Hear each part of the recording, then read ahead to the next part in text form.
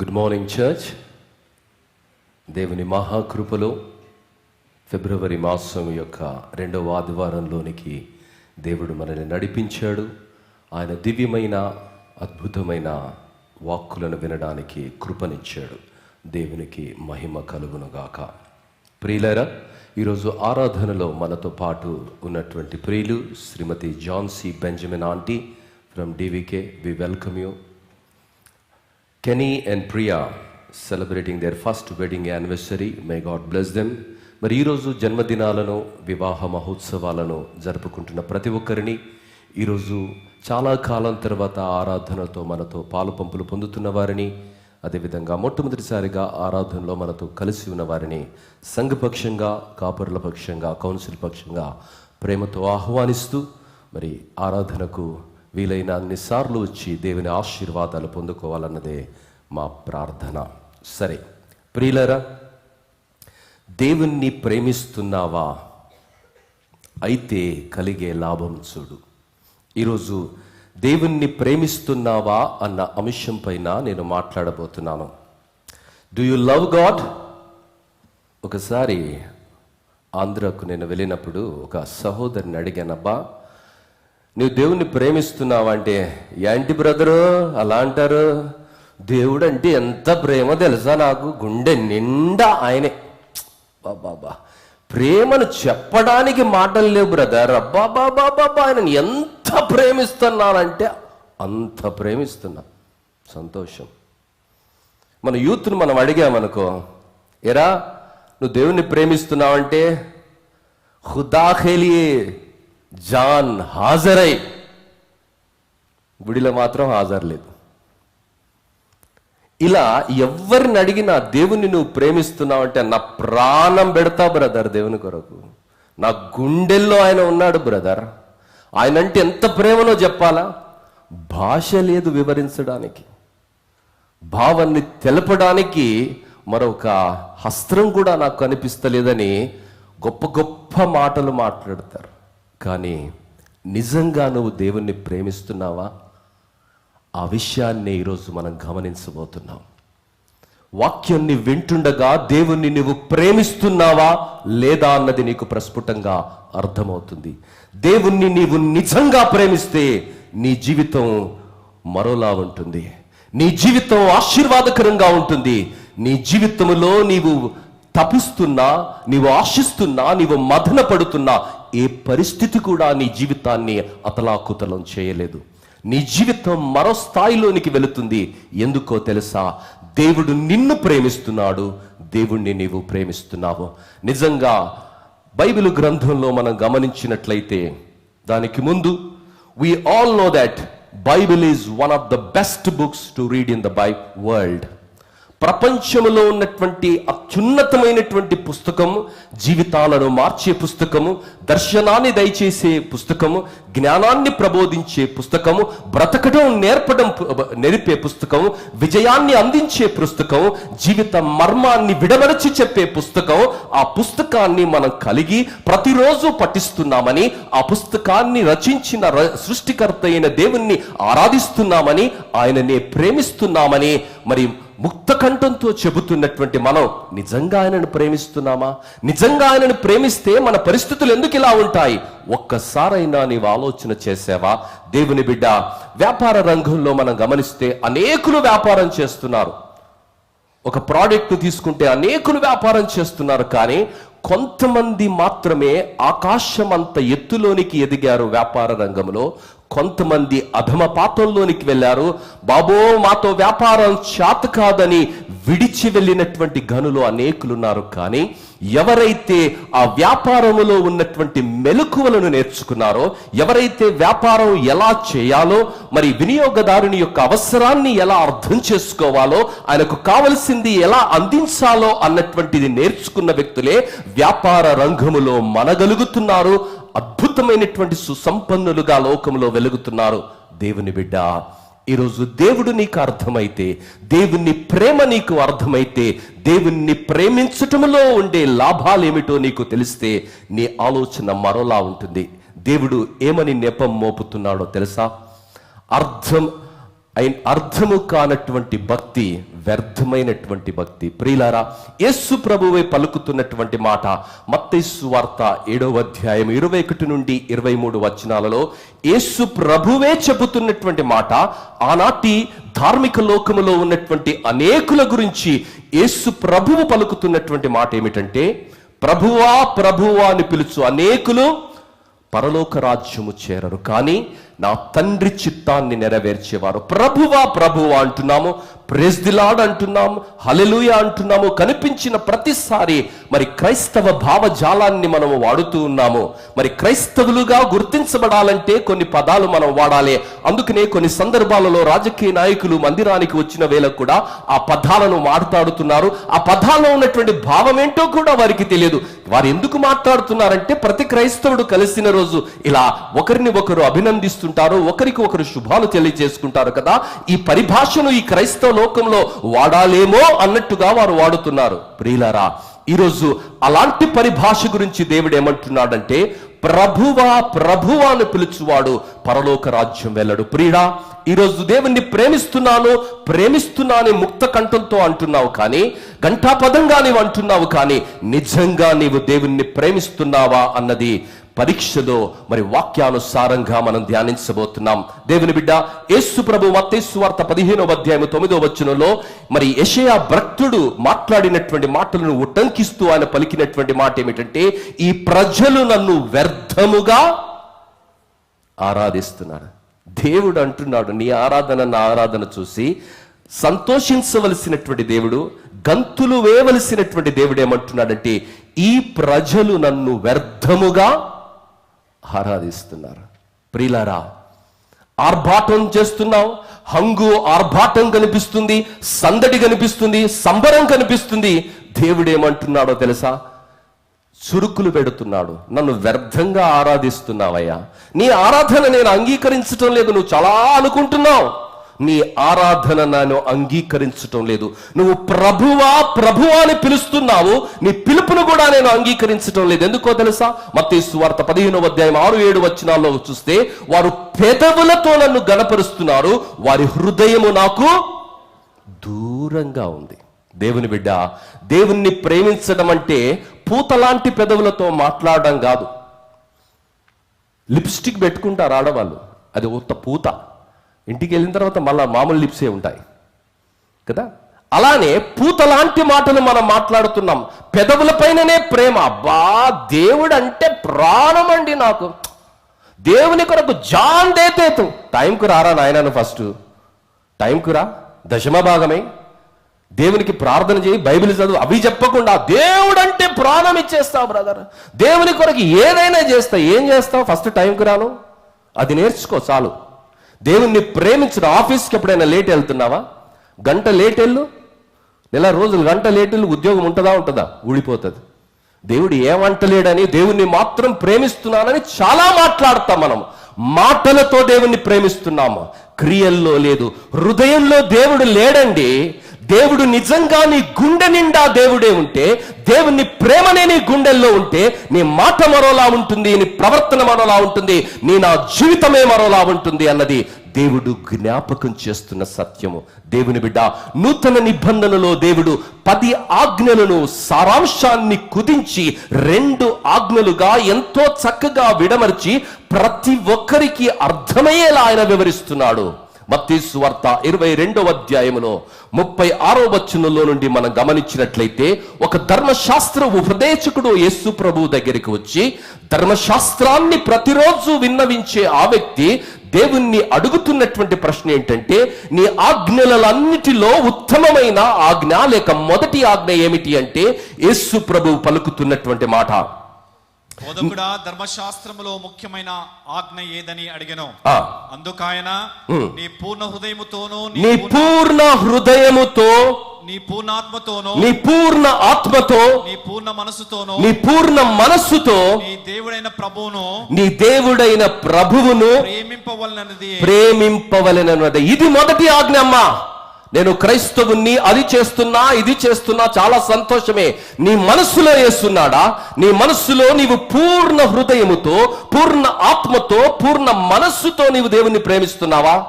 ఇప్పుడే ఎమరాలండకు నేనేం వాక్యం చెప్తున్నానో తెలియదు కానీ చక్కని పాట పాడాడు. ఆ పాట పాడుతుంటే నేను ఎంత సంతోషించానో, చాలా చప్పట్లు కొట్టాను. ప్రియులారా, నిండు మనస్సుతో దేవుణ్ణి ఆరాధించాలి. నిండు మనస్సుతో ఆరాధిస్తున్నావా, లేక ఓటికుండలా నువ్వు ఉన్నావా? దేవుని బిడ్డ, నిండు మనసుతో దేవుణ్ణి ఆరాధించాలని దేవుడు కోరుకుంటున్నారు. ఎక్కడ కూడా ఎలితి ఆయనకు కనిపించకూడదు. దేవుణ్ణి 100% నువ్వు ప్రేమించాలి.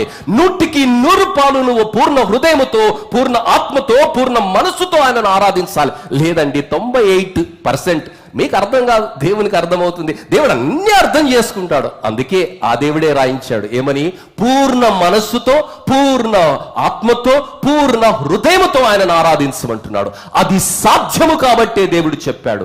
సాకులు చెప్పటం కాదు, కహానీలు చెప్పటం కాదు, పెదవులతో ప్రేమను వల్లించటం కాదు, కానీ మనస్సు నిండా యేసయ్య ఉండాలి. మనస్సు నిండా ఆయన ఆలోచనలు ఉండాలి. మనస్సు నిండా ఆయన ఆజ్ఞలు ఉండాలి. మనస్సు నిండా ఆయన వాక్యము చేత నింపబడి ఆయనను ప్రేమించాలన్నది దేవుని వాక్యము ఆదేశిస్తున్నది.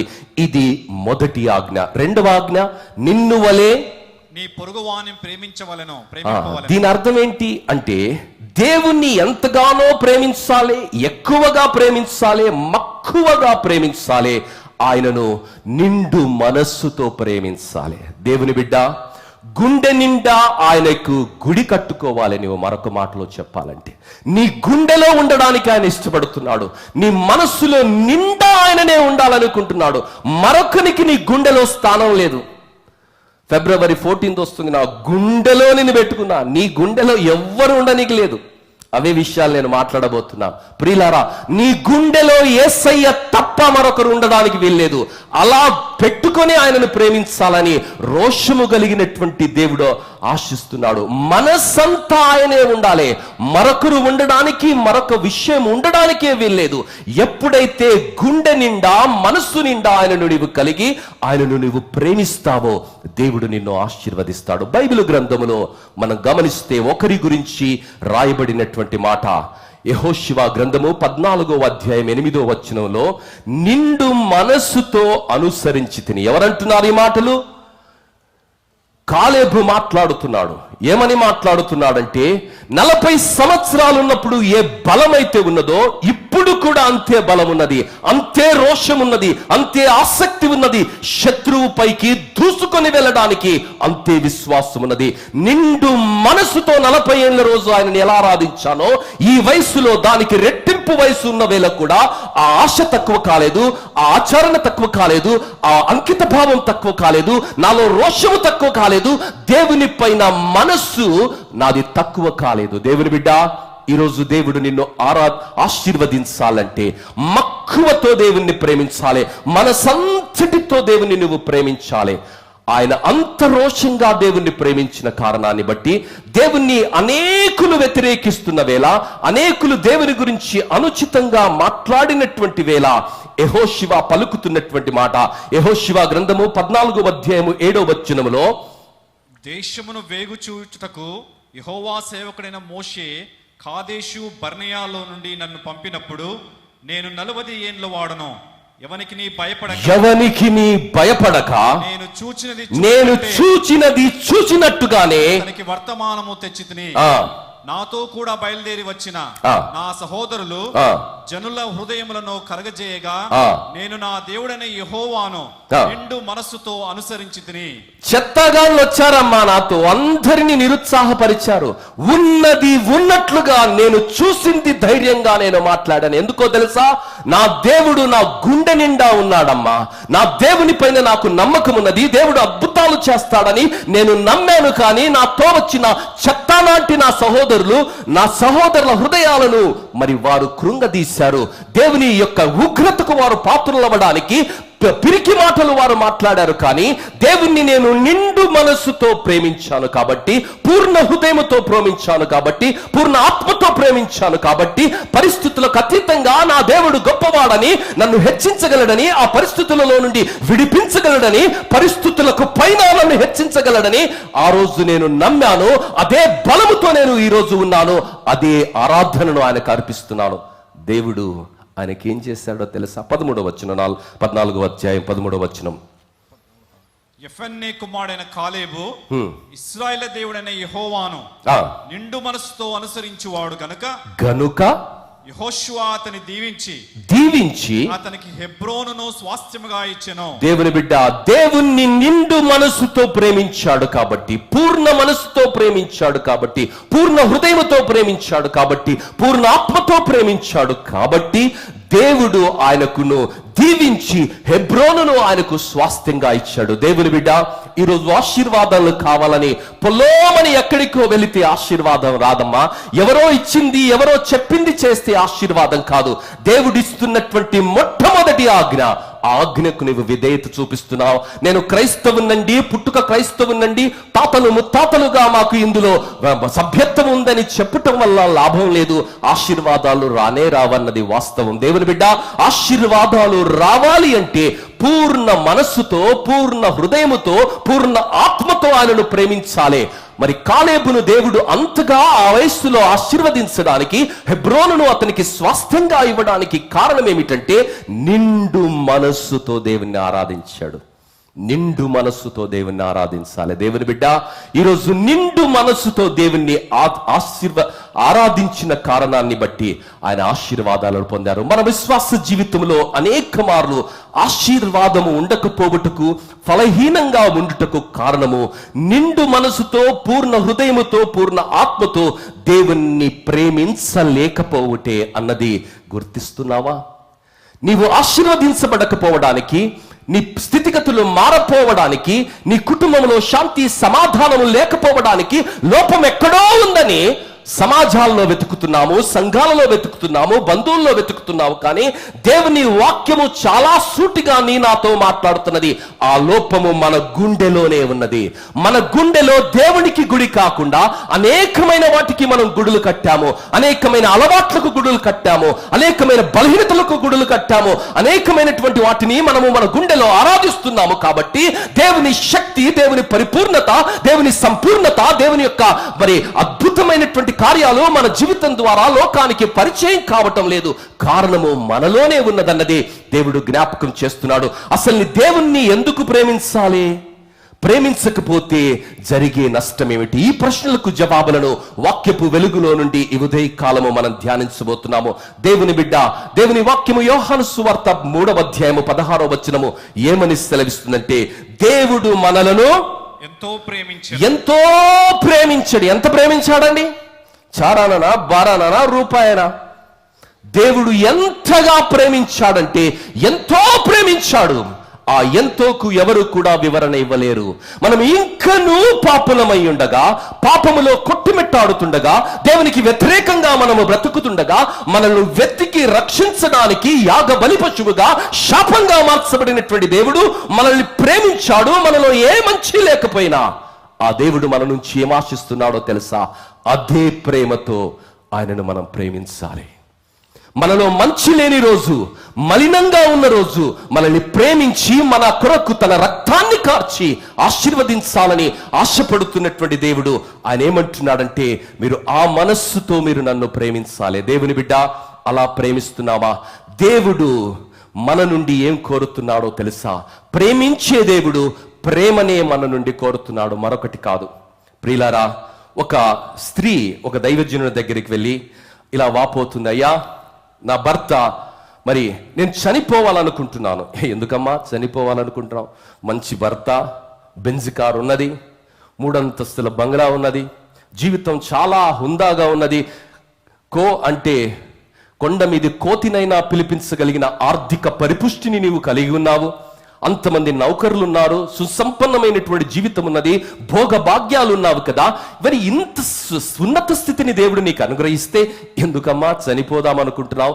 ఎందుకు ఆ దయ్యపు ఆలోచన నీకు వచ్చింది అని ఆ దైవ సేవకుడు ఆమెను నివారించే ప్రయత్నం చేసిన వేళ ఆమె ఇచ్చినటువంటి జవాబు ఏంటంటే, అయ్యా ఇవన్నీ మీరు చెప్పిన మాటలు సత్యమే, ఆ మాటల్లో ఎక్కడా కూడా అవాస్తవం లేదంతా వాస్తవం. అయితే నా భర్తతో నేను మాట్లాడుతూ అడిగాను, అయ్యా మరి నా భర్త నా దగ్గరికి వచ్చి, నేను నీకు అన్ని ఇచ్చాను కదా, నీకు ఇల్లు ఇచ్చాను, కారు ఇచ్చాను, నౌకరులను ఇచ్చాను, కావలసినటువంటి వస్తు సామాగ్రిని ఇచ్చాను, కావలసినంత బ్యాంక్ బ్యాలెన్స్లు ఇచ్చాను, ఏటీఎంలు కార్డులు, పాస్బుక్లు, చెక్ బుక్లు అంతా నీ స్వాధీనంలోనే ఉన్నాయి కదా, ఇంకా నన్ను ఏం చేయమంటావమ్మా, మరి ఇంకే నీకేమి ఇవ్వాలి అని నాతో ఆయన వాదులాట ఆడిన వేళ ఆయనను నేను అడిగాను, నీ హృదయములో నాకు కొంచెం స్థానం ఇవ్వమన్నా. నా భర్త ఏమన్నాడో తెలుసా? అది ఒక్కటి మాత్రం నువ్వు నన్ను అడగొద్దు, ఆ స్థానాన్ని మరొకరికి ఇచ్చాను. దేవుని బిడ్డ, ఒక భార్య తన భర్త హృదయంలో మరొక స్త్రీకి స్థానాన్ని ఊహించలేదు. మరి దేవుని మాట ఏమిటి? ఒక భార్య తన భర్త హృదయంలో తాను తప్ప మరొక స్త్రీ ఉండడానికి ఆమె అనుమతించదు. మరి దేవుని మాట ఏమిటి? దేవుని బిడ్డ, దేవుడు రోషము కలిగినటువంటి దేవుడు. ఆయనను ప్రేమించే వారిని ఆయన ఆశీర్వదిస్తాడు. నిండు మనస్సుతో ఆయనను ఆరాధించే వారిని ఆయన దీవిస్తానని. మరి ముఖస్తుతి చేసేవారు, వేషధారణ చేసేవారు, మనుషులు కల్పించిన పద్ధతులు దైవోపదేశములని భావించి వ్యర్థముగా ఆచరించే వారి యొక్క ఆరాధనను దేవుడు అంగీకరించడు. వారి జీవితాలలో ఏ ఆశీర్వాదము కూడా ఉండదని దేవుని వాక్యం సుస్పష్టము చేస్తున్న వేళ, ఈ రోజు నీవు నిండు మనసుతో దేవుణ్ణి ఆరాధిస్తున్నావా, లేక మనుషులు కల్పించినటువంటి పద్ధతులే దైవోపదేశములని భ్రమలో భ్రాంతితో దేవుని నీవు ఆరాధిస్తున్నావన్నది నీ ముందు ఉంచబడినటువంటి ప్రశ్న. నిండు మనస్సుతో దేవుని నీవు నేను ఆరాధించడానికి పిలువబడ్డాము. ప్రియులారా, మరి 1 యోహాను పత్రిక 3వ అధ్యాయము 3 నుండి 6 వచనాలలో గమనించినట్లయితే ఈ విధముగా రాయబడినది, ఆయన యందు ఈ నిరీక్షణ పెట్టుకున్న ప్రతివాడును ఆయన పవిత్రై ఉన్నట్టుగా తన్ను పవిత్రునిగా చేసుకొనును.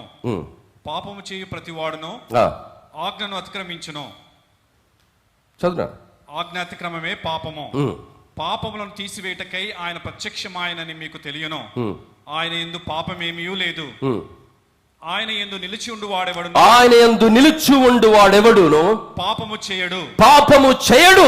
పాపము చేయు వాడెవడును, పాపము చేయు వాడెవడును ఆయనను చూడలేదు, చూడలేదు, ఎరుగను లేదు. ఈ మాటలు చెప్పుకుంటూ నువ్వు జీవితాన్ని గడిపిస్తున్నావా? ఎవడు సొక్కమండి? నువ్వు సొక్కం కాదు కాబట్టి నీకు ఎవడు సొక్కమో చూడలేకపోతున్నావు. దేవుణ్ణి ఆరాధిస్తే, ఆ నీతిమంతుణ్ణి నీవు ఆరాధిస్తే, నిండు హృదయంతో నీవు ఆరాధిస్తే, పూర్ణ మనసుతో నీవు ఆరాధిస్తే, పూర్ణ ఆత్మతో నీవు ఆరాధిస్తే నీ జీవితము నిఠారుగా ఉంటుంది, యథార్థంగా ఉంటుంది, పరిశుద్ధంగా ఉంటుంది, ప్రభువు వలె ఉంటుందని దేవుని వాక్యం స్పష్టము చేస్తుంది. నిండు మనసుతో నీవు ఆరాధించకుండా కహానీలు చెప్పుకుంటా ఈ బలహీనత దేవుడు అర్థం చేసుకుంటాడు. సార్ ఏం కాదు సార్, ఎవడు సొక్కం సార్, అందరూ అలానే ఉన్నారు, మనం తీర్పు తీర్చొద్దు సార్. దేవుని బిడ్డ, నష్టానికి నీవు జతకాడబోతున్నావు. అనేకుల జీవితాలు నాశనములోనికి వెళ్ళడానికి పరిస్థితులతో రాజీ పడుతున్నావు కాబట్టి అనేకుల జీవితానికి నీవు ఆశీర్వాదంగా ఉండడానికి బదులుగా నీ రాజీ పడే నైజముతో అనేకుల జీవితంలో దేవుని వాక్యము కార్యాన్ని జరిగించకుండా నీవు వాక్యానికి సంఖ్యలు వేస్తున్నటువంటి పరిస్థితి చాలా దయనీయమైనటువంటి పరిస్థితి. దేవుని వాక్యము సెలవిస్తున్నది, ఆయనను ప్రేమిస్తే ఆయనను ఆజ్ఞలను గైకొంటావు, ఆయనకు ఇష్టమైన నువ్వు చేస్తావు. ప్రేమ గల దేవుని హృదయమును ప్రేమ తప్ప మరి ఏది కూడా తృప్తిపరచలు. నన్ను ప్రేమించుము అని దేవుడే ఆజ్ఞయిస్తున్నాడు. అలా ప్రేమించకపోతే మనము పాత్రులము కాము. దేవుని బిడ్డ, దేవుణ్ణి ప్రేమించడం అంటే ఆషామాషి విషయం కాదు. You cannot have double standard, you cannot live with double measurements. If you say you are a Christian, you are a Christian, that's it, but nothing else. నాకు ఈ వీక్నెస్ ఉందండి, నాకు ఆ వీక్నెస్ ఉందండి, మందు కొడతానండి, గుట్కా తింటానండి, సిగరెట్ తాగుతానండి, విచ్చలవిడి జీవితాన్ని జీవిస్తానండి అంటే నీ జీవితంలో ఆశీర్వాదం అన్న ఊసు కనిపించదు. నీ జీవితము ప్రతిరోజు ఊపిలోనికి కూలుకుని పోతున్న పరిస్థితి అది కనిపిస్తున్నది. దేవుని బిడ్డ, రోషము కలిగిన దేవుణ్ణి, పవిత్రుడైన దేవుణ్ణి, యథార్థవంతుడైన దేవుణ్ణి, ఆయన ఆజ్ఞలను నిండు మనస్సుతో, పూర్ణ హృదయముతో, పూర్ణ బలముతో, పూర్ణ ఆత్మతో మనము నింపుకొని ఆయన ఆజ్ఞలను అనుసరించాలని దేవుడు ఆయన ఆజ్ఞాపిస్తున్నాడు. దేవుని బిడ్డ, బిల్లీ గ్రామ్ గారు ఈ విధంగా అన్నాడు, don't be a half Christian, there are many of such in the world. The world has profound respect for people who are sincere in their faith. ప్రియులారా, చాలా మంది క్రైస్తవులు ఉన్నారు, ఇలా రాజీ పడిపోయే చాలా మంది ఈ లోకంలో ఉన్నారు. పేరుకు మాత్రమే క్రైస్తవులే, పేరుకు మాత్రమే పుట్టుక క్రైస్తవులు, పేరుకు మాత్రమే బాప్తిసం తీసుకున్నారు, పేరుకు మాత్రమే ప్రభురాత్రి భోజన సంస్కారములో పాలు పంపులు పొందుతున్నారు. కానీ ఈ వాక్యములో చెప్పబడిన ఏ ఆజ్ఞను కూడా హృదయమంతటితో వారు ఆచరించలేనటువంటి వారు అనేకులుగా ఉన్నారు.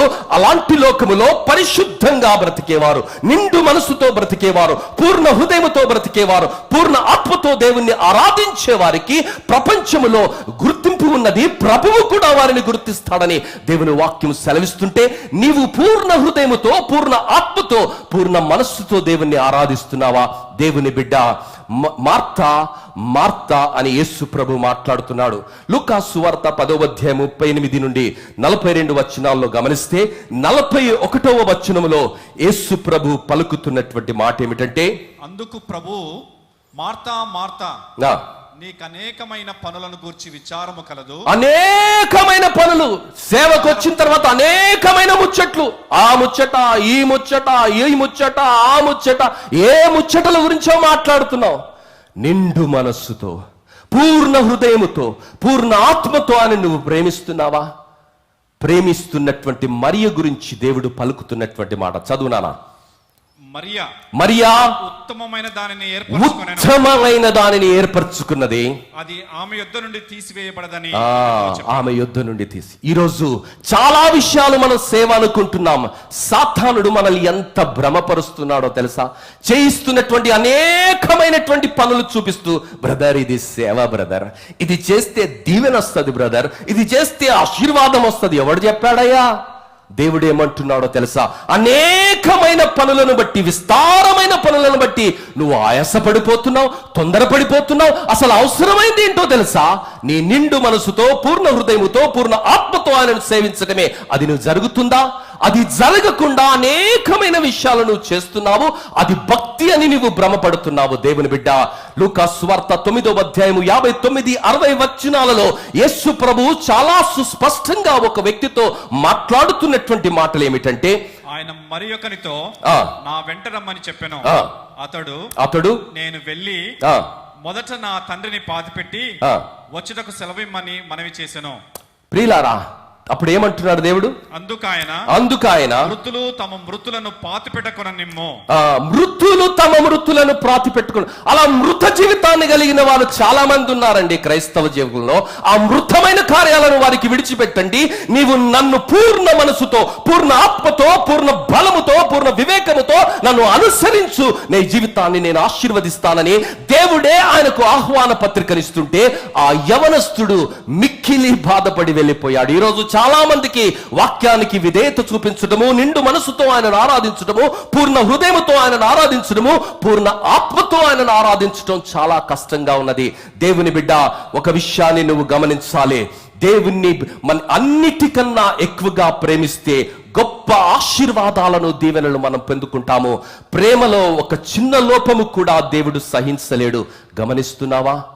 Not even a single flaw God will not accept in our love. దేవుణ్ణి మనం ఎలా ప్రేమించాలంటే పూర్ణంగా మనం ప్రేమించాలి, సంపూర్ణంగా మనము ప్రేమించాలి. ఏ లోపాన్ని కూడా దేవుడు అంగీకరించడు. లోపం ఉన్నట్లయితే ఆశీర్వాదం నీ జీవితంలోనికి రాదు. ప్రియులారా, ఎక్స్పోర్ట్ క్వాలిటీ చూసారా? ఒక దేశంలో నుండి మరొక దేశానికి ఒక గుడ్డ వెళ్ళాలి అంటే ఆ గుడ్డను కొన్ని నియమాలు, నిబంధనలు, ఆ దేశంలో ఉన్నటువంటి కొనుగోలుదారు కొన్ని నియమాలను ఇస్తాడు. ఆ నియమాల ప్రకారము ఆ వస్తువు తయారవుతుంది. ఆ వస్తువు తయారైన తర్వాత ఒక చిన్న లోపమే కదా సార్, కుట్టు ఇలా కుట్టాల్సింది పక్కన కుట్టాము, అది లోపం అవుతుందా? అడ్జస్ట్ చేసుకుంటే అయిపోతుంది అంటే ఇంటర్నేషనల్ మార్కెట్లో ఒప్పుకోరు. ఒక గుండి పెట్టవలసిన స్థలంలో మరొక రంగు గుండి పెట్టాము, అది లోపం ఎలా అవుతుంది సార్?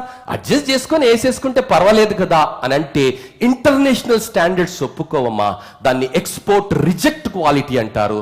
ఎక్స్పోర్ట్ క్వాలిటీలో ఎగ్జాక్ట్లీ ఏ నియమ నిబంధనలు అయితే ఇవ్వబడాయో ఆ నిబంధనల ప్రకారమే అది తయారు చేయబడాలి. ఒకవేళ తయారు చేయబడకపోతే అది నిరాకరించబడుతుంది. దేవుని బిడ్డ, ఈరోజు ఈ వాక్యం ఏదైతే చెబుతున్నదో అలా నిండు మనస్సుతో నీవు ప్రేమించాలి. ప్రేమించకుండా ఎవడు సొక్కం, ఎవడు బలహీనుడు కాదు, ఇలాంటి మాటలు మాట్లాడి నిన్ను నీవు వంచుకోవటం కాకుండా నీ చుట్టూ ఉన్న వారిని కూడా ఆ వంచనలోనికి, భ్రమలోనికి నడుపుతున్న ప్రమాదకరమైనటువంటి వ్యక్తి అన్నది నీవు గుర్తిస్తున్నావా? దేవుని వాక్యములో రాయబడిన ప్రతి మాట తూచా తప్పకుండా విధేయత చూపించడానికి దేవుడు మనల్ని పిలుచుకున్నాడు. అనేకమైన పనులు చేస్తున్నానండి, చాలా పనులు చేస్తున్నాడు. అదొక్కటే బ్రదర్, ఆయనకు అదొక్కటే, అన్ని మంచోడే, ఇదొక్కటే చాలదా? సావానికి చాలదా? దేవుని బిడ్డ, ఈరోజు నీవు నేను దేవుణ్ణి రోషంగా ప్రేమించాలి, నిండు మనస్సుతో ప్రేమించాలి, పూర్ణ మనస్సుతో ప్రేమించాలి, పూర్ణ హృదయంతో ప్రేమించాలి. ఎందుకో తెలుసా? ఆయన మనల్ని పూర్ణ మనస్సుతో ప్రేమిస్తున్నాడు. లోకములో మనల్ని ఎంతగా ప్రేమిస్తున్నాడంటే తన అరచేతులలో మన రూపాన్ని చెక్కుకున్నాడు. మనల్ని నిష్కల్మషంగా ప్రేమిస్తున్నాడు, నిండు మనస్సుతో ప్రేమిస్తున్నాడు. మనల్ని ఆశీర్వదించడానికి తన రక్తము కారుతున్న రుధిరమైన హస్తాలను నీ వైపు చాపి ఆయన ప్రేమిస్తున్నాడు. నీ గురించి ఆయన ఆలోచిస్తున్నాడు. ఆ దేవుని గురించి నువ్వు ఆలోచిస్తున్నావా? నీ ఇంట్లో నీ బిడ్డ నీ ఇంట్లోనే ఉంటూ నీ తిండి తింటూ నీ బట్టలు కట్టుకుంటూ నీతో మాట్లాడకుండా ఉంటే అమ్మా నువ్వేమనుకుంటావు? పర్వాలేదండి, మావాడు చాలా రిజర్వ్డ్, వాడు మితభాషి అని ఏ అమ్మనన్నా అంటుందా? పర్వాలేదండి, మా పిల్లోడు అలానే ఉంటాడని ఏ తల్లేనా అనుకుంటుందా? ఆ బిడ్డ మాట్లాడే వరకు తల్లి హృదయం ఎంత తల్లడిల్లుతుందో మనందరికీ తెలుసు. దేవుని బిడ్డ, ఈరోజు నీ జీవితానికి కారణమైన దేవుడు, నీ రక్షణకు కారణమైన దేవుడు, నీ ఉనికికి కారణమైనటువంటి దేవుడు కరోనా కష్టకాలంలో నుండి కాచి దాచి భద్రపరిచి బట్టకట్టి ఆయన సన్నిధిలో ఆయనను ఆరాధించే భాగ్యాన్ని ఇచ్చిన దేవుణ్ణి నిండు మనసుతో, పూర్ణ హృదయముతో, పూర్ణ ఆత్మతో ఆరాధించమని ఆజ్ఞాపిస్తున్నటువంటి దేవుణ్ణి, ఆ దేవునికి 90% ఇచ్చి 10% నువ్వు మరొక స్థానాన్ని ఆక్రమించిందా నీ హృదయంలో? అయితే దీవెనలు, ఆశీర్వాదాలు నీ నా జీవితంలో రావు.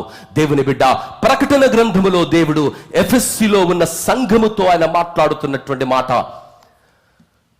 2వ అధ్యాయము ప్రకటన గ్రంథము 2 నుండి 5 వచనాలలో 2-3 వచనాలలో ఈ విధంగా దేవుడు మాట్లాడుతున్నాడు. ఎఫెస్సులో ఉన్న సంఘపు దూతకు ఇలాగు వ్రాయము, 7 నక్షత్రములు తన కుడి చేత పట్టుకొని 7 దీపస్తంభముల మధ్య సంచరించువాడు చెప్పు సంగతులు ఏమనగా నీ క్రియలను నీ కష్టమును. సంఘంతో దేవుడు మాట్లాడుతున్నాడు. అమ్మా సంఘమా, ఓ ఎఫెసీ సంఘమా, నీ క్రియలను, నీ కష్టమును, నీ సహనమును నేనేం మర్చిపోలే.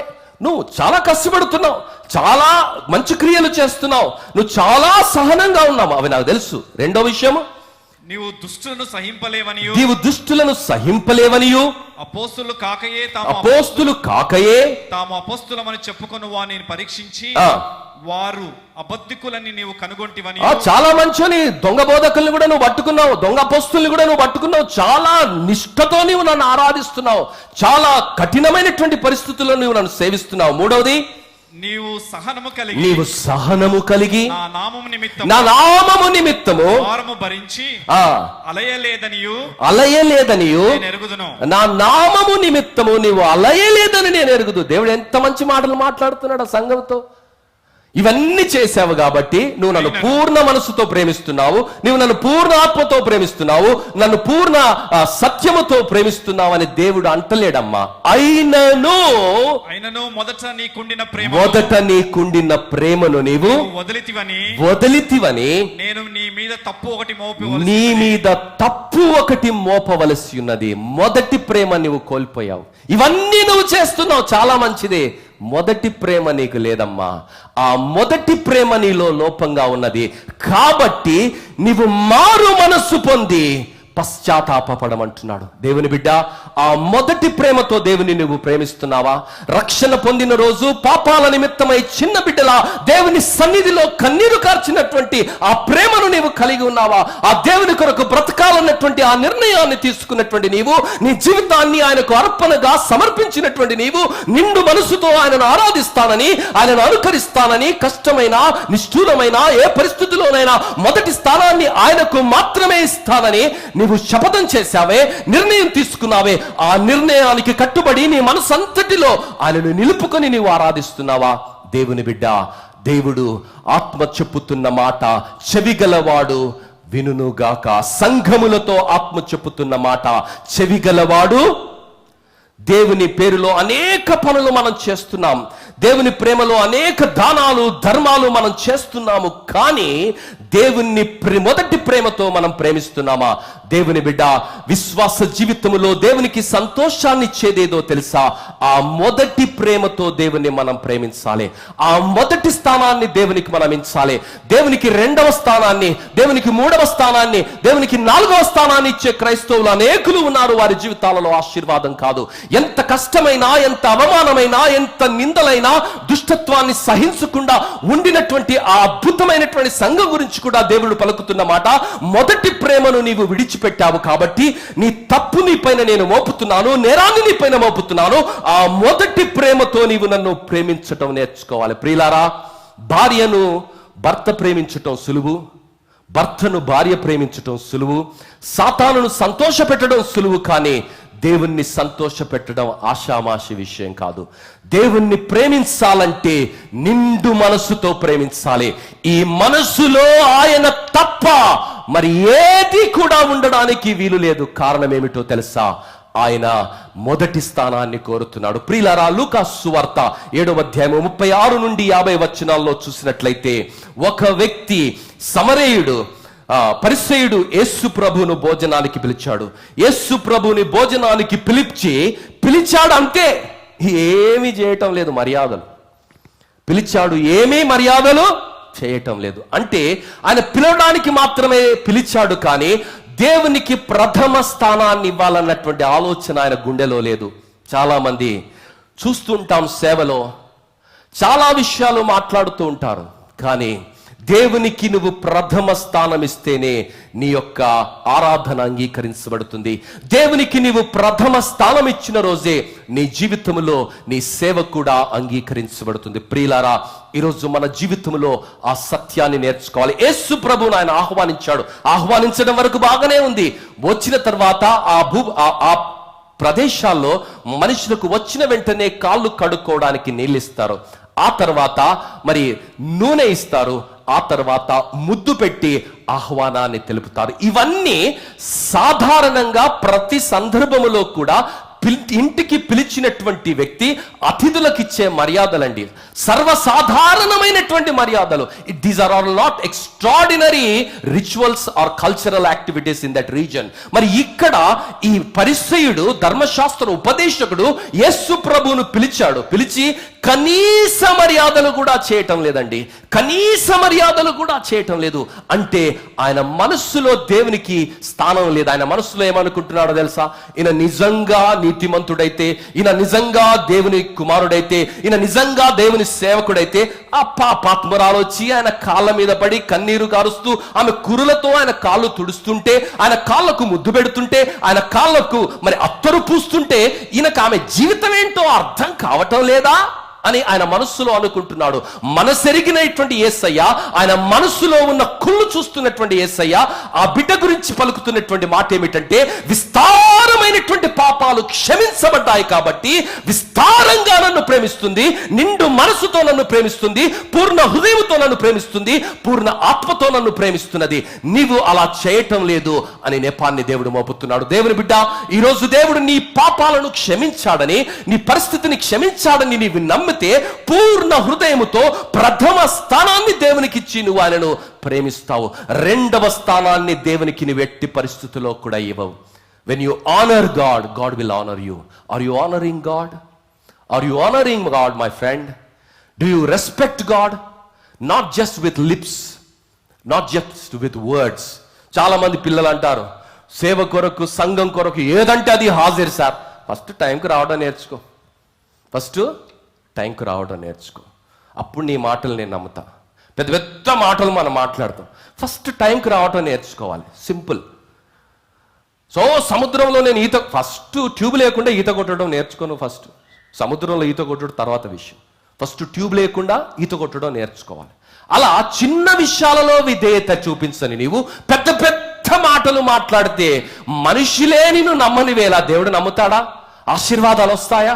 ఆశీర్వాదం రావాలి అంటే దేవుడు ఆ రోజు కాలేబును హెబ్రోను స్వాస్థ్యంగా ఇచ్చి ఆశీర్వదించడానికి కారణం ఏమిటంటే నిండు మనస్సుతో ప్రథమ స్థానాన్నిచ్చి పనికి మాలిన వాళ్ళు పనికి మాలిన మాటలు మాట్లాడి మనుషుల హృదయాలలో నిర్వీర్యం చేస్తున్న వేళ, నిరుత్సాహాన్ని నింపుతున్న వేళ, శత్రువును గెలవటం అసాధ్యము, వాళ్ళు చాలా బలవంతులని శత్రువును, దుర్మార్గులను, అన్యాయస్తులను పొగుడుతున్నటువంటి వేళ ఒంటరిగా ధైర్యంగా మక్కువ కలిగి నిండు మనస్సుతో సంపూర్ణమైనటువంటి హృదయంతో దేవుణ్ణి ఆరాధించినటువంటి కారణాన్ని బట్టి దేవుడు ఆయనను ఆశీర్వదించాడు.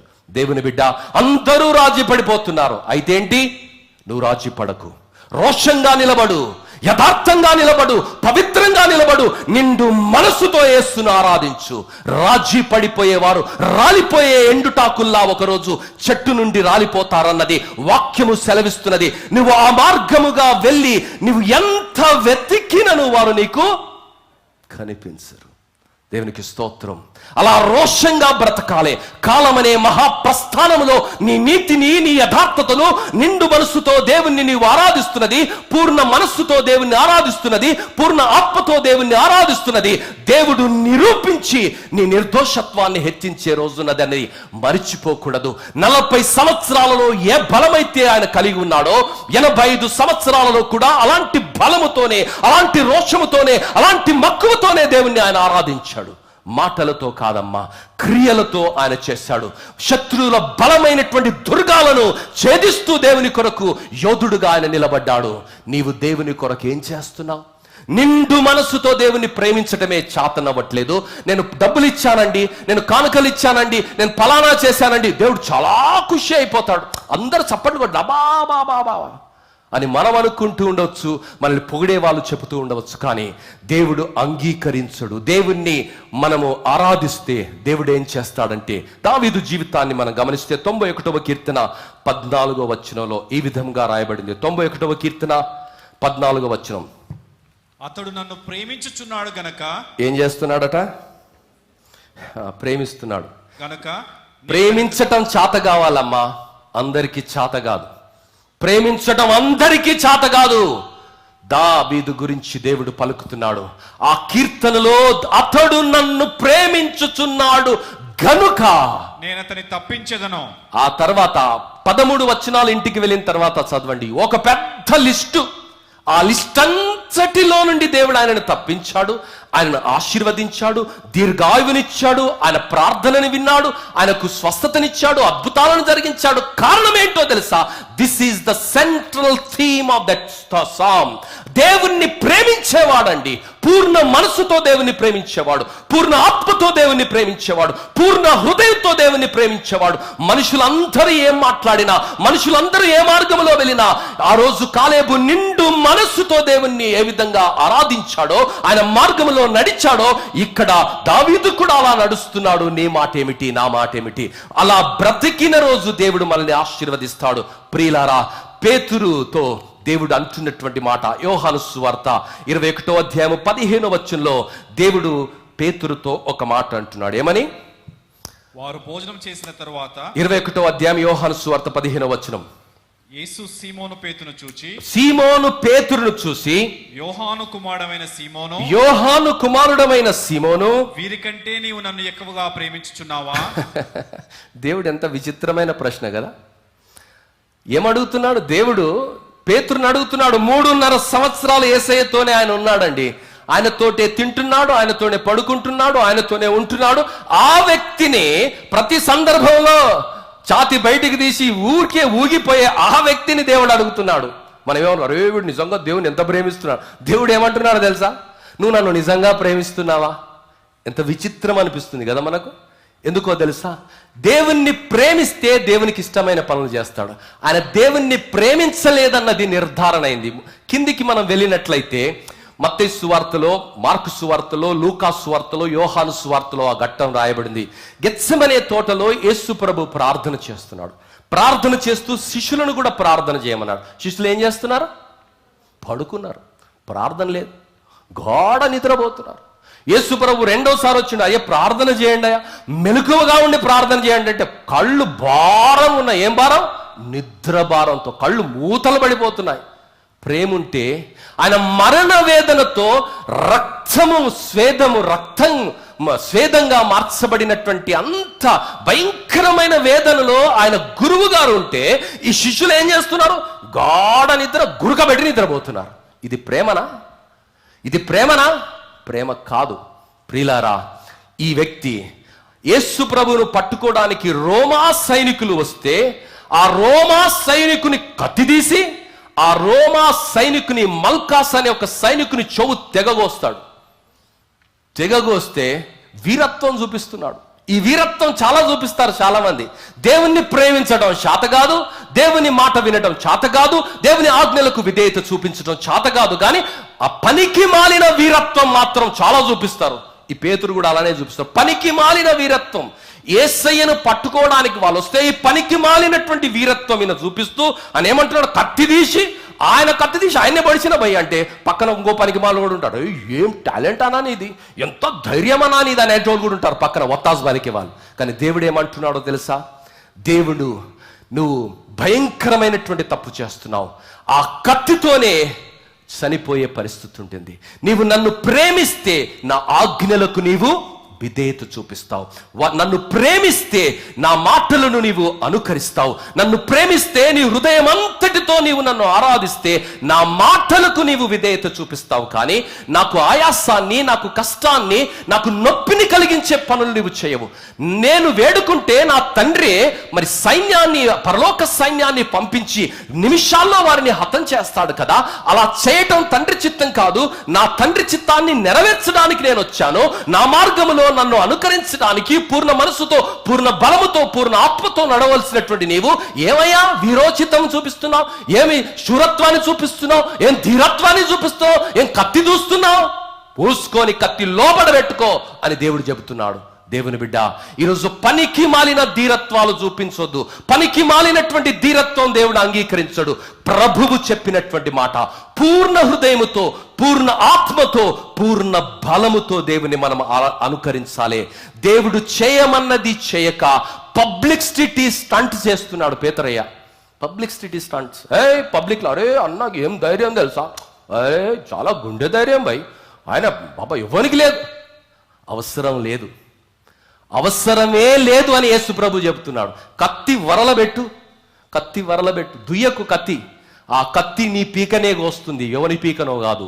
ఈ వీరత్వం చూపుడు కాదు, నా మాట వినటం నేర్చుకో, నన్ను హృదయంలో నిలుపుకోవటం నేర్చుకో అని దేవుడు మాట్లాడుతున్నాడు. ప్రియులారా, మత్తయి సువార్త 6వ అధ్యాయం 4వ వచనంలో ఈ మాట రాయబడినది. దయచేసి చదవండి. మత్తయి సువార్త 6వ అధ్యాయం 4వ వచనం. అట్లయితే రహస్యమందు చూచు నీ తండ్రి నీకు ప్రతిఫలమిచ్చును. మనం చేస్తున్నది దేవుడు చూస్తున్నాడు. దేవుడిని చెప్పింది చేయకుండా అనవసరమైనటువంటి వీరత్వం చూపటం సరికాదండి. దేవుని మాటకు విధేయత చూపటము, నిండు మనస్సుతో ఆయనను ఆరాధించటము. సమాజం అంతా వ్యతిరేకంగా వెళుతున్నప్పటికీ నిండు మనస్సుతో నమ్మిన సత్యము కొరకు, ధర్మము కొరకు, దేవుని ఆజ్ఞ కొరకు ఎన్ని అవమానాలనైనా, ఎన్ని కష్టాలనైనా, ఎన్ని ఎదురితలనైనా, ఎన్ని చీదరింపులనైనా మౌనంగా చిరునవ్వుతో సహించి నిలబడడమే దేవుని కొరకు నిండు మనస్సుతో ఆయనను ఆరాధించడం. అలా జరుగుతుందా? అలా జరిగితే మన ఆరాధనను దేవుడు అంగీకరిస్తాడు. మొదటి ఆజ్ఞకు విధేయత చూపినందుకు దేవుడు దీవిస్తాడు. అందుకే దేవుడు పేతురుని అడుగుతున్నాడు. పేతురు, యోహాను సువార్త 21వ అధ్యాయం 15వ వచనంలో, వీరి కంటే ఎక్కువగా నన్ను ప్రేమించుతున్నావా? దేవుని బిడ్డ, దేవుడు ఎంత రోషం గలవాడో తెలుసా? మత్తయి సువార్త 10వ అధ్యాయము 37వ వచనంలో ఏమంటున్నాడంటే, తండ్రినైనను తల్లినైనను నాకంటే ఎక్కువగా ప్రేమించువాడు, అమ్మను ఎక్కువ ప్రేమించిన నాన్నను కూడా దేవుని కన్నా ఎక్కువ ప్రేమిస్తాను ఒప్పుకోడమ్మా, నాకు పాత్రుడు కాడు. కొంతమంది భార్యలు అంటారు, పిల్లల్ని కూడా నువ్వు నాకంటే ఎక్కువ ప్రేమించదు, నా స్థానం నాదే ఉండాలి. ఎవరికి ఆఖరికి పిల్లలకు కూడా అంత స్థానాన్ని ఇవ్వడానికి వీల్లేదు. ప్రియులారా, మరి భార్యకు భర్తకే అంత ప్రేమ పైన మక్కువ ఉంటే దేవుని మాట ఏంటి? దేవుడు తల్లిదండ్రిని సన్మానించమన్నాడు, సన్మానిస్తే ఆశీర్వాదం అని చెప్పాడు. ఆజ్ఞ ఇచ్చినటువంటి దేవుడే, రోషం కలిగినటువంటి దేవుడు, తండ్రినైనను తల్లినైనను నాకంటే ఎక్కువగా ప్రేమించువాడు నాకు పాత్రుడు కాడు, నాకు సేవ చేయడానికి అర్హుడు కాదు, నాకంటే ఈ మొదటి స్థానాన్ని ఎవరికి కూడా నువ్వు ఇవ్వడానికి లేదు. మొదటి స్థానము నాకు మాత్రమే చెందుతుంది, అది నాకు మాత్రమే నువ్వు ఆరోపించాలి. దేవుని బిడ్డ, యేసు ప్రభు దగ్గరికి ఒక వ్యక్తి సేవ చేయడానికి వచ్చాడు. చాలా మంది ఈ దినాల్లో కూడా వస్తున్నారు సేవ చేయడానికి. సేవ చేయాలంటే ఎలా ఉండాలట? మొదటి స్థానం దేవునికి ఇవ్వాలి. మత్తయి సువార్త 8వ అధ్యాయం 21 నుండి 22 వచనాల్లో ఒక వ్యక్తి యేసు దగ్గరికి వచ్చి కొంచెం స్టోరీ చెప్తున్నాడు. ఏమని స్టోరీ చెప్తున్నాడు విన్నారా? చదువు. శిష్యులలో మరి ఒకడు, ప్రభువా, నేను మొదట వెళ్ళి నా తండ్రిని పాతి పెట్టుటకు నాకు సెలవిమ్మని ఆయన అడగగా, యేసు అతని చూచి, నన్ను వెంబడించుము, మృతులు తమ మృతులను పాతి పెట్టుకొనిమ్మని చెప్పాను. ప్రియులారా, దేవుడు ఆ వ్యక్తితో మాట్లాడుతున్నటువంటి మాట ఏమిటంటే, నీ జీవితంలో నాకు మొదటి స్థానం లేదు. ఎప్పుడో మీ నాన్న చనిపోతే ధర్మశాస్త్రం ప్రకారం పెద్దవాడే కాబట్టి నీ ధర్మాన్ని చేయాలని అంతగానూ ఆలోచన చేస్తున్నావు. సేవ విస్తారంగా ఉన్నది కానీ పనివారు కొద్దిమందే ఉన్నారు. నాకు మొదటి స్థానాన్ని ఇచ్చి నువ్వు నన్ను ఆరాధించమంటున్నాడు. అలా జరగటం లేదు. దేవుని బిడ్డ, ఈరోజు నీ జీవితంలో మొదటి స్థానాన్ని నువ్వు దేవునికి ఇస్తున్నావా? మరొక వ్యక్తి యేసు ప్రభు దగ్గరకు వచ్చాడు. మార్కు సువార్త 10వ అధ్యాయం 21వ వచనంలో దేవుడు అతనిని ప్రేమించి ఈ మాటలు మాట్లాడుతున్నాడు. మార్కు సువార్త 10వ అధ్యాయం 21వ వచనంలో యేసు అతని చూచి అతని ప్రేమించి, నీకు ఒకటి కొదువగా ఉన్నది, నీవు వెళ్ళి నీకు కలిగినవన్నీ బీదలకిచ్చి పరలోకమందు నీకు ధనము కలుగును, నీవు వచ్చి నన్ను వెంబడించు, అప్పుడు నీవు వచ్చి నన్ను వెంబడించుమని చెప్పాను. తర్వాత ఆయన ఏం చేశాడు? అతడు మిగుల ఆస్తి గలవాడు కాబట్టి ఆ మాటకు ముఖము చిన్నబుచ్చుకొని దుఃఖపడుచు వెళ్ళిపోయాడు. అమ్మా, యేసుని ఆరాధించడం అంత ఈజీ కాదు. ఎవడో డబ్బులు ఇస్తే అందరం పెత్తనం చేయడానికి రెడీ. దేవుడు నీ డబ్బును అడిగితే ఇవ్వగలవా? నీ జీవితాన్ని అడిగితే ఇవ్వగలవా? నీ తలాంతులు అడిగితే ఇవ్వగలవా? బేషరతుగా ఆయన కొరకు సర్వస్వాన్ని ధారపోయగలవా? నీ జీవితాన్ని అర్పణగా నిండు మనసుతో నీవు ఇవ్వగలవా? దేవుని బిడ్డ, ఆ ధర్మశాస్త్ర ఉపదేశకుడు, ఆ ధనవంతుడు సేవ చేయాలని పబ్లిక్ లో మోకాలుండి మరి సత్పురుషుడా అని దేవుని సంబోధిస్తున్నటువంటి ఆ వ్యక్తిని దేవుడు ప్రేమించి, నానా నీలో ఒకటి కొదువుగా ఉన్నది, నీ ఆస్తినంతా నీవు అమ్మి పేదలకిచ్చి నన్ను వెంబడించమంటే ఆ మిక్కిలి ఆస్తిపరుడు వ్యసనపరుతూ దుఃఖాక్రాంతుడై దేవుని సన్నిధిలో నుండి వెళ్ళిపోయాడు. దేవుని బిడ్డ, ఈరోజు యేసుని అనుకరించడం అంటే, యేసుని ఆశీర్వాదాలు పొందుకోవడం అంటే నీతిగా బ్రతకాలి, నిఖచ్చితంగా బ్రతకాలి, నిజాయితీతో బ్రతకాలి. 2, 3, 4, 5 స్థానాలలో దేవుణ్ణి పెట్టడం కాదు, కానీ ఏ పరిస్థితిలోనైనా మొదటి స్థానాన్ని ఆయనకు మాత్రమే ఆరోపించాలి. దావీదు మహారాజు జీవితంలో 18వ కీర్తనలో మొదటి వచనంలో ఆయన పలుకుతున్నటువంటి మాట ఏమిటో తెలుసా? దీని మీద కూడా ఒక అద్భుతమే, యెహోవా నా బలమా నేను నిన్ను ప్రేమించుచున్నాను. ఏం చేస్తున్నాడండి? దేవుణ్ణి ప్రేమిస్తున్నావా? దావీదు జీవితంలో ఆ కీర్తన 50 వచనాలు ఉంటుంది. 18వ కీర్తన. ఆ కీర్తన మీద ఒక పాట ఉంది, యెహోవా నా బలమా, యథార్థమైనది నీ నామం, పరిపూర్ణమైనది. ఆ కీర్తన ఏ పరిస్థితిలో రాశాడో పైన ఉంటుంది, చదవండి నాన్న. పైన ప్రధాన గాయకునికి యెహోవా దాసుడైన దావీదు కీర్తన. అతని శత్రువులందరి చేతిలో నుండి సౌలు చేతిలో నుండి యెహోవా అతని తప్పించిన దినమున, ఆయనను తప్పించిన దినమున దావీదు ఈ గీత వాక్యములను చెప్పి యెహోవాను స్తోత్రించి ఏమంటున్నాడు? నేను నిన్ను ప్రేమిస్తున్నాను. ఉత్త మాటలు కాదమ్మా, కఠినమైన పరిస్థితుల్లో దేవుని మాటకు మొదటి స్థానాన్ని ఇస్తున్నాడు, ఆయనను ప్రేమిస్తున్నాడు. దేవుని బిడ్డ, ఈరోజు ప్రేమిస్తున్నావా? కష్టాలను చూపించి, పరిస్థితుల్ని చూపించి, బ్రదర్ మీరు అర్థం చేసుకోవాలి బ్రదర్, నా పరిస్థితి చాలా కష్టంగా ఉంది బ్రదర్, దేవుణ్ణి ప్రేమించటం కష్టం, నేను చాలా ఇరుక్కుల్లో ఉన్నాను బ్రదర్, చాలా ఇబ్బందుల్లో ఉన్నాను బ్రదర్, ప్లీజ్ నన్ను ఇబ్బంది పెట్టకండి బ్రదర్, నన్ను ఇబ్బందుల్లో ఉన్నాను బ్రదర్, మళ్ళా ఇంకా దేవుడికి ఇవ్వడంటారేంటి బ్రదర్? ప్లీజ్, దేవుడు అర్థం చేసుకుంటాడు. ఈ నెల నేను దశమ భాగం ఇవ్వలేనండి, ఈ నెల దేవుని దగ్గరికి రాలేనండి, దేవుని నేను గౌరవించలేనండి, దేవుడు అర్థం చేసుకుంటాడు బ్రదర్, మీరు కూడా అర్థం చేసుకోవాలి, ప్లీజ్ మళ్ళా నన్ను అడగొద్దు, నన్ను ఇబ్బంది పెట్టొద్దు. ఈ మాటలా నువ్వు మాట్లాడుతున్నది?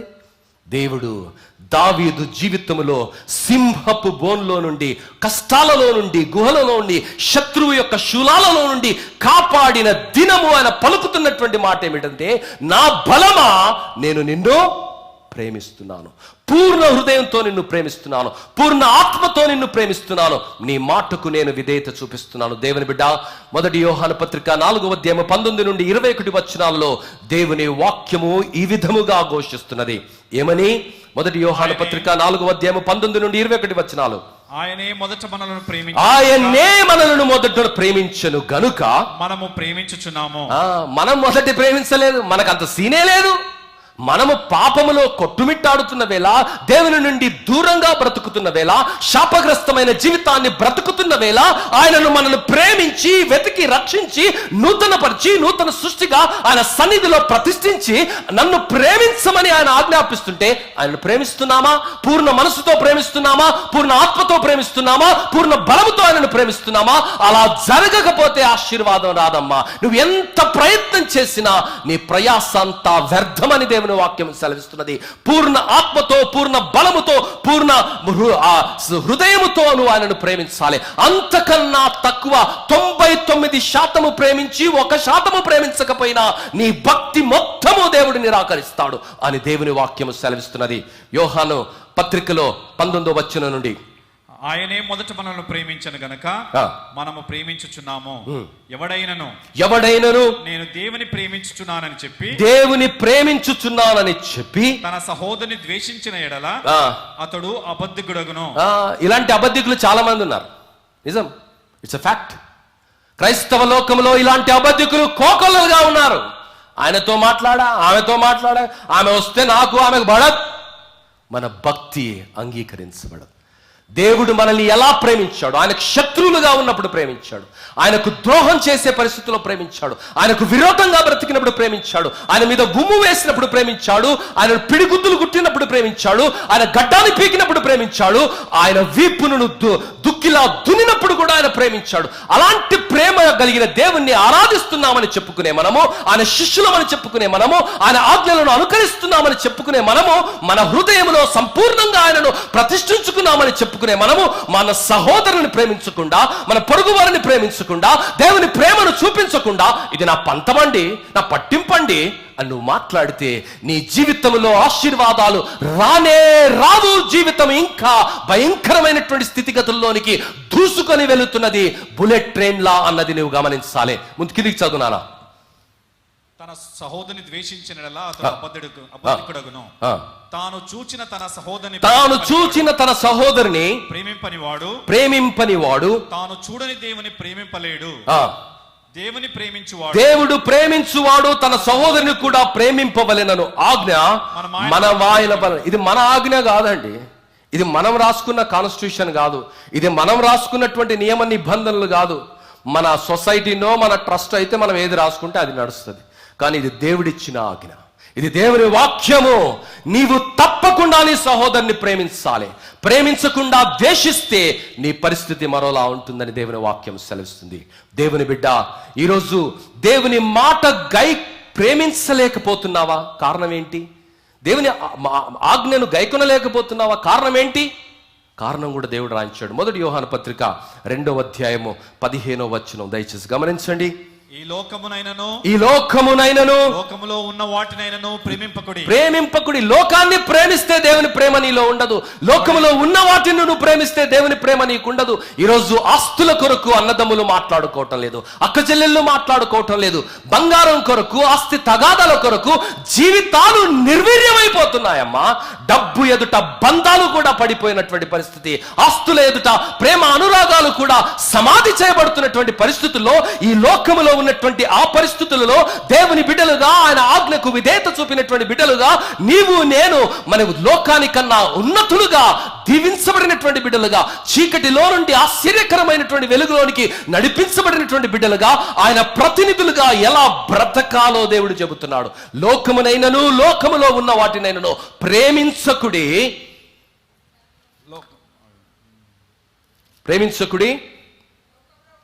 ఎవడైనను లోకమును ప్రేమించిన ఎడల తండ్రి ప్రేమ వానిలో ఉండదు. దేవుని బిడ్డ, ప్రేమించలేకపోతున్నావంటే హృదయాన్ని పరిశీలన చేసుకో. Something somewhere you are loving the world more than God. That's why you yourself are hindering the blessings of God following into your life. ఈ లోకమునైనను లోకములో ఉన్న వాటినైనా ప్రేమించుకుడు. ఎవడైనను లోకమును ప్రేమించిన ఎడల తండ్రి ప్రేమ వానిలో ఉండదు. ప్రియులారా, దేవుని ఆజ్ఞలకు విధేయత చూపిస్తే ఆశీర్వాదం. ఈరోజు ఆశీర్వాదం కొరకు పరుగులు తీస్తున్నావు, ప్రార్థన చేస్తున్నావు, పరిస్థితులు మారాలని నువ్వు విలపిస్తున్నావు, కానీ ఏమీ మారటం లేదు. పైపెచ్చు అవి ఇంకా జటిలం అవుతున్నాయి. ఎందుకో తెలుసా? దేవుడు అంటున్నాడు, జవాబు అందులోనే రాయించాడు, అన్ని ఇందులోనే ఉన్నాయి. మొదటి యోహాను పత్రిక 5వ అధ్యాయం 2-3 వచనాల్లో మనం గమనిస్తే, మనము దేవుని ప్రేమించి ఆయన ఆజ్ఞలను నెరవేర్చిన వారమైతివా, దేవుని పిల్లలను ప్రేమించుచున్నామని దీని వలననే ఎరుగుదము. మనం ఆయన ఆజ్ఞలను గైకొనుటయే దేవుని ప్రేమించుట. ఆయన ఆజ్ఞలు భారమైనవి కావు. దేవుని మూలముగా పుట్టిన వారందరూ లోకమును జయించెదరు. ఈరోజు లోకాన్ని జయించలేకపోతున్నాం. ఆయన ఆజ్ఞలు భారంగా నీకు కనిపిస్తున్నాయి, గుండెలో బరువు అనిపిస్తుంది. ఎందుకో తెలుసా? ఆయన కాకుండా బరువైనవి అనేకమైనవి నువ్వు మోస్తున్నావు. ఈరోజు జయ జీవితం కావాలి, ఆశీర్వాద జీవితం కావాలి అంటే దేవుణ్ణి మనం ప్రేమించాలి. దేవుణ్ణి నిండు మనసుతో మనం ప్రేమిస్తే వచ్చే ఆశీర్వాదం ఏంటో తెలుసా? రోమీయులకు రాసిన పత్రిక 8వ అధ్యాయం 28వ వచనంలో ఈ విధముగా రాయబడినది. రోమీయులకు రాసిన పత్రిక 8వ అధ్యాయం 28వ వచనంలో, దేవుని ప్రేమించు వారికి అనగా ఆయన సంకల్పము చొప్పున పిలువబడిన వారికి మేలు కలుగుటకై సమస్తమును సమకూడి జరుగుతున్నవని ఎరుగుదుము. ప్రియులారా, దేవుణ్ణి నువ్వు ప్రేమిస్తే నీకు శాపం కూడా ఆశీర్వాదం అవుతుంది, నీ అవమానం కూడా నీకు ఆశీర్వాదం అవుతుంది, నీ అపహాస్యం కూడా నీకు ఆశీర్వాదం అవుతుంది. నిన్ను వ్యతిరేకించిన సమాజాలన్నీ కూడా నీ ముందట వచ్చి మోకాళ్ళుండే పరిస్థితిని దేవుడు కల్పిస్తాడు. ఈ మాట ఉత్తగానే నేను మాట్లాడటం లేదు. బైబిల్లో చూడండి, దేవుణ్ణి మనం ప్రేమిస్తే, కష్టాలలో ప్రేమిస్తే, అవమానాల్లో ప్రేమిస్తే, చెరసాలలో ప్రేమిస్తే, నిందలలో ప్రేమిస్తే, నిండు మనసుతో ఆయనను శోధనలో అనుకరిస్తే దేవుడు మన నామాన్ని హెచ్చిస్తాడు. ప్రియులారా, యోసేపు జీవితంలో దేవుణ్ణి ఆయన ఎంతగా ప్రేమించాడంటే, ఈ హంసౌండ్ వస్తుంది చూడనా, దేవుని ఎంతగా ప్రేమించాడంటే దేవుణ్ణి ఆయన నిండు మనసుతో ప్రేమించారు. అన్నలు ఆయనను ద్వేషించారు, ఆయనను భయంకరమైనటువంటి పరిస్థితుల గుండా ఆయనను వెళ్ళనిచ్చారు. ఆ పరిస్థితుల గుండా వెళ్ళినటువంటి వేళ, ఆయన కృంగిపోయినటువంటి వేళ దేవుణ్ణి మాత్రం ఆయన విడిచిపెట్టలేదు. దేవుని బిడ్డ, ఆ అన్నదమ్ములు ఆయనను అమ్మివేశారు, చెరసాలలో పడ్డాడు, పొతిఫరు భార్య దగ్గర చేయని నేరానికి ఆయన శిక్షను అనుభవించాడు. ఆ పరిస్థితుల్లో అన్నిటిలో దేవుణ్ణి నిండు మనసుతో ఆయన ప్రేమించాడు. నిండు మనసుతో నిందించలే. చాలా సందర్భాల్లో దేవుణ్ణే నిందిస్తాం. అరే దేవుడు ఎక్కడ బ్రదర్, దేవుడు ఎక్కడ బ్రదర్, దేవుడు ఉంటే ఇలాంటి జరుగుతుందా? అసలు దేవుడు ఉంటే ఆయనకు మనసు ఉంటే ఇలా జరుగుతుందా? ఉత్తమ ఆటలవి. దయ్యం గురించి చెప్పండి, దేవుని గురించి ఏం చెప్తాం? నిన్నటి దినాన ఒక తమ్ముడు అడుగుతున్నాడు, అన్నా దేవుని గురించి చెప్పగానా, దయ్యం గురించి చెప్పు, నేను వింటా. నిజంగా దేవుడు ఉంటే ఇలాంటి పరిస్థితులు ఎందుకు జరుగుతాయన్నా అంటున్నాడు. ప్రియులారా, నిండు మనస్సుతో ఆయన ఆరాధించాడు, నిండు మనస్సుతో దేవుణ్ణి ఆయన ఆరాధించాడు. దేవుని బిడ్డ, ఈరోజు నిండు మనసుతో ఆయన ఆరాధించినందుకు దేవుడు ఆయన కష్టాలను, ఆయన కన్నీళ్లను నాట్యంగా దేవుడే మార్చాడు. ఆదికాండము 50వ అధ్యాయం, మీరు నాకు కీడు చేయను ఉద్దేశించితిరి గాని నేటి దినమున జరుగునట్లు, అనగా బహుజనులను బ్రతికించున్నట్లుగా అది మేలుకే దేవుడు ఉద్దేశించను. రవి, వినిపిస్తుందా సౌండ్? శశి, ఎందుకు సడన్ గా సౌండ్ వస్తుంది భయ?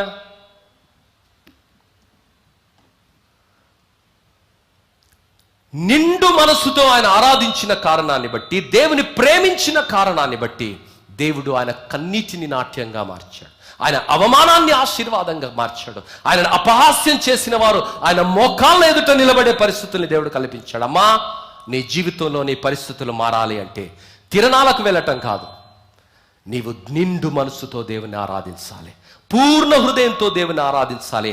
అప్పుడు దేవుడు ఆశీర్వాదంగా మారుస్తాడు. నీవు నేను దేనికి వారసులుగా పిలువబడ్డామో తెలుసా? దేవుని వాక్యం సెలవిస్తుంది, మనం ఆశీర్వాదానికి వారసులుగా పిలువబడ్డాం. ఆశీర్వాదానికి వారసులుగా పిలువబడినటువంటి మన జీవితాన్ని దేవుడు ఏమంటున్నాడంటే, 1 కొరింథీయులకు రాసిన పత్రిక 16వ అధ్యాయం 22వ వచనం, తప్పకుండా చదవాలి వచనాన్ని. ఎవడైనను ప్రభువును ప్రేమింపకుంటే వాడు శపింపబడును గాక. నీవు దేవుణ్ణి ప్రేమించకపోతే నీ జీవితంలో శాపాన్ని ఎవరు మార్చలేరు. నీ జీవితంలో కన్నీళ్లు ఎప్పుడు సమసిపోవు.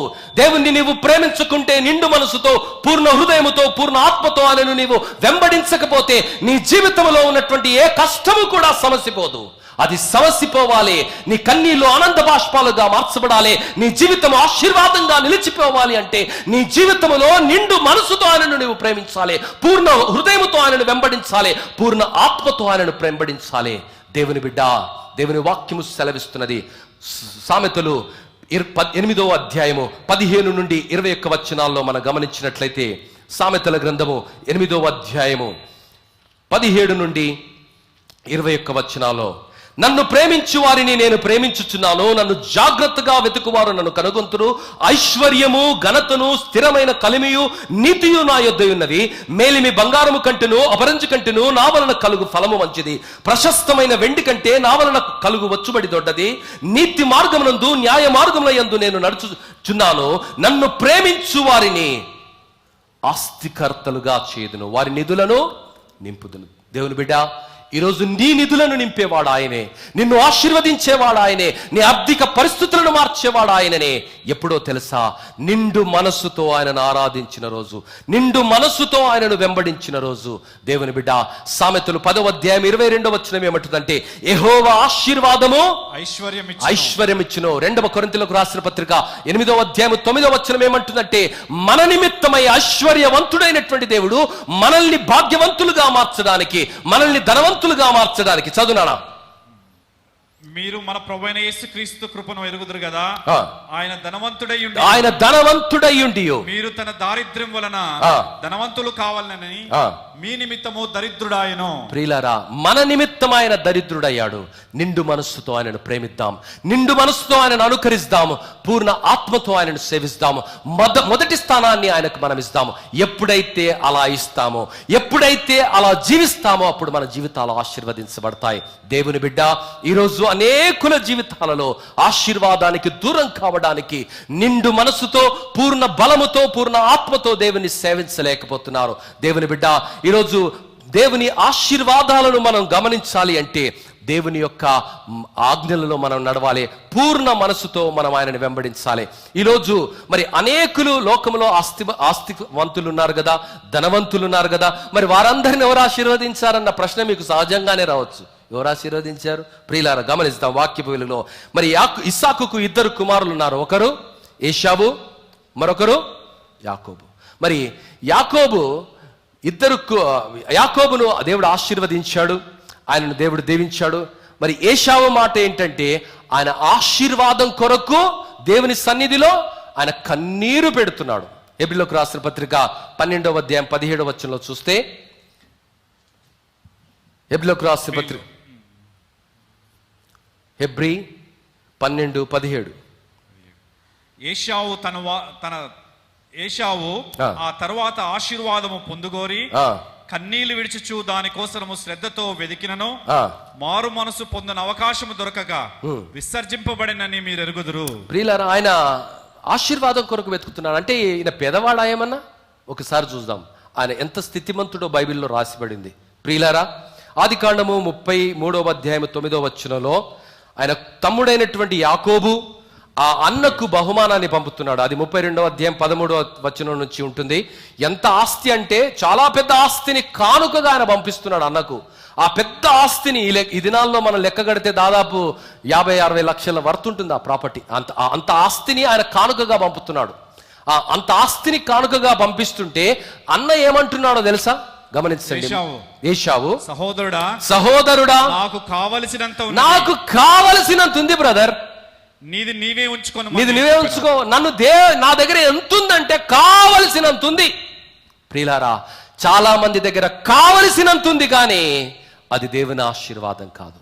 చాలా మంది దగ్గర కావలసినంత ధనం కనిపిస్తుంది కానీ వారి జీవితాలలో అది దేవుని ఆశీర్వాదం కాదు.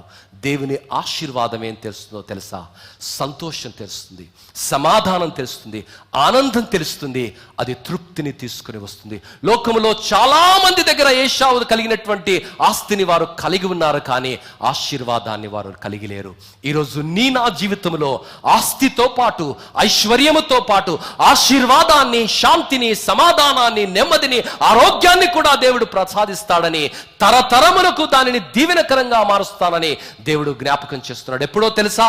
నిండు మనస్సుతో ఆయనను ప్రేమించిన వేళ, ప్రథమ స్థానాన్ని ఆయనకిచ్చినటువంటి వేళ, ఆయన ఆజ్ఞలలో మనం నడిచినటువంటి వేళ. దేవుని బిడ్డ, ఈ హృదయ కాలము, ఈ మధ్యాహ్నపు వేళ మన హృదయాలను మనం పరిశీలన చేసుకుందాం. మనం దేవుని నిండు మనసుతో ప్రేమిస్తున్నామా, లేక వీరత్వాన్ని చూపిస్తున్నామా? అనేకమైన పనులను బట్టి తొందరపడిపోతున్నామా? అనేకమైన పనులు చేస్తున్నాడు, అబ్బా అది కూడా సేవనే బ్రదర్. ఏది సేవో ఏది సేవ కాదో ఇందులో రాశాడు, అది తెలుసుకోవాలి.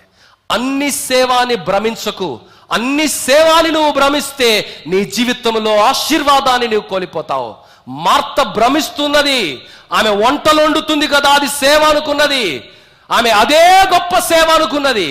దేవుడు అంటున్నాడు, మార్తా మార్తా, అనేకమైన పనులను బట్టి తొందరపడుతున్నావు, అవసరమైనది ఒక్కటే.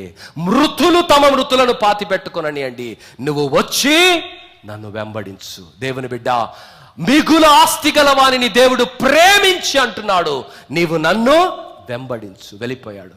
దేవుని బిడ్డ, ఈరోజు అనేకులకు దేవుని మాటలకు విధేయత చూపించటం కష్టమవుతుంది, దునియా మొత్తం విధేయత చూపించడం ఇష్టమవుతుంది.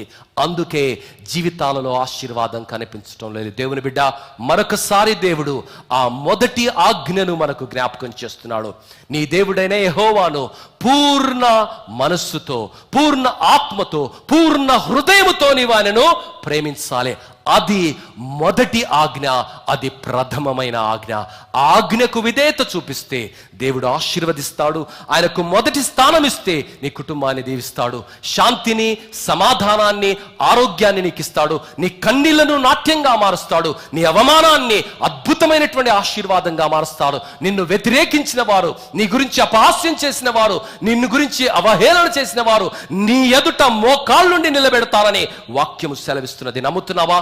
మరి కాలేబు పూర్ణ బలముతో, నిండు మనస్సుతో దేవుని ఆరాధించాడు. అనేకులు వ్యతిరేకంగా ఆలోచిస్తున్నా, అనేకులు దేవుని వాక్యానికి వ్యతిరేకంగా మాట్లాడుతున్నా, ఆయన మాత్రము నిండు మనస్సుతో, పూర్ణ బలముతో, పూర్ణ ఆత్మతో దేవుణ్ణి సేవించిన కారణాన్ని బట్టి హెబ్రోనును ఆయన శాస్త్రంగా పొందుకున్నాడు. దేవుని బిడ్డ, ఈరోజు అదే దేవుణ్ణి మనం ఆరాధిస్తున్నాం. ఆయన మారలేదు, ఆయన మాట తప్పలేదు.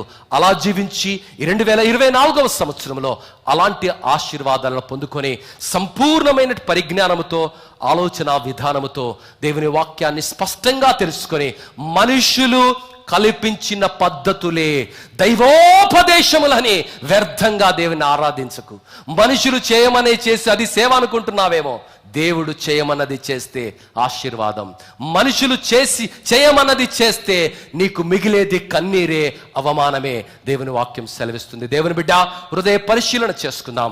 మనం దేవునికి ప్రథమ స్థానాన్ని ఇస్తున్నాం. ఆ దేవుని వాక్యం అంటున్నది, మొదటి సమూయేలు గ్రంథము 2వ అధ్యాయము 30వ వచనము, నన్ను గణపరచు వారిని నేను గణపరుస్తాను.